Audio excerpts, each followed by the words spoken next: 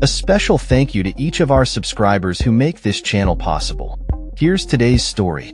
In a significant announcement set to reverberate across the global defense landscape, NATO Secretary-General Mark Rutte is expected to declare a need for a staggering 400% increase in air and missile defenses among member nations.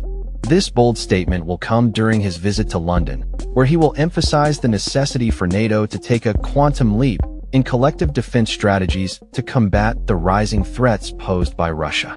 This call to action comes in the wake of Russia's full-scale invasion of Ukraine, which has prompted NATO countries, including the United Kingdom, to reassess their military spending and defense policies. Rutte's speech, scheduled for June 9, 2025, is anticipated to highlight the urgent need for enhanced military capabilities as the alliance prepares for a crucial summit in the Netherlands. During this summit, the 32-nation alliance is expected to commit to a significant increase in military expenditures, reflecting the growing instability in the region. Rutte's remarks will be closely watched, especially as they come on the heels of UK Prime Minister Keir Starmer's commitment to raise British defence spending to 2.5% of the country's gross domestic product, GDP, by 2027, with a further increase to 3% by 2034. The NATO Secretary-General's proposed targets include a military spending goal of 3.5% of economic output, coupled with an additional 1.5% dedicated to defense initiatives.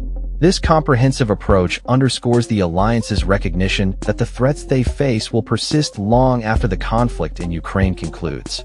Rutte's assertion that NATO must bolster its air and missile defenses is a response to the evolving nature of warfare, where aerial threats have become increasingly prominent. With the geopolitical landscape shifting dramatically, NATO's leadership is keenly aware that the security of its member nations hinges on their ability to adapt and respond to new challenges.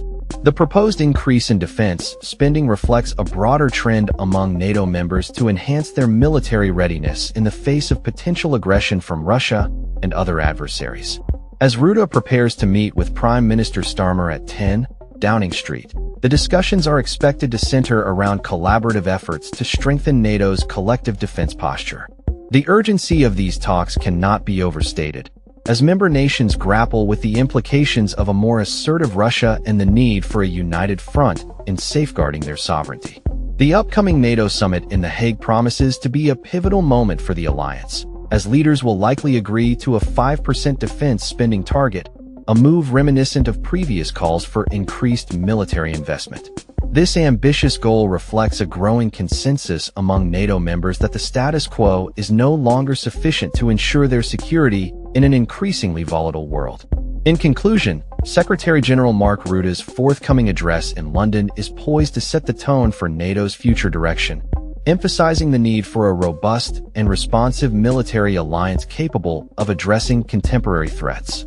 As NATO members prepare to make critical decisions regarding defense spending, the implications of these discussions will undoubtedly resonate far beyond the borders of the alliance, shaping the global security landscape for years to come. That's all for this story. We upload videos every day covering many different subjects, so hit that subscribe button to stay informed. Thanks for watching.